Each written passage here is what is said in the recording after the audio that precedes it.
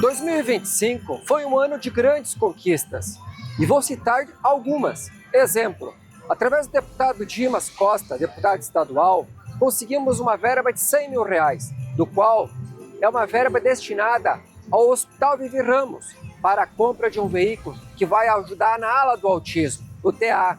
Obras diversas em todo o segmento, obras de extensão de rede de água, em parceria com o SAMAI, com o presidente João Ues, prefeito Adiló. Enfim, obras que de fato agregam valores para a população caxiense. 2026 é um ano de muitas expectativas.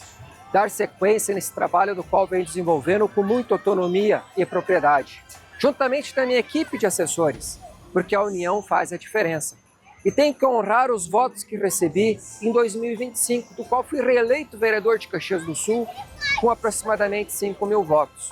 E tenho que continuar a minha meta, do qual é fazer a diferença na vida das pessoas, ajudando na parte da educação, da saúde, da segurança pública, da parte assistencial, no meu projeto do qual desenvolvo com muito orgulho e mestria, que é o projeto Confortando Vidas, fazendo a diferença na vida das pessoas.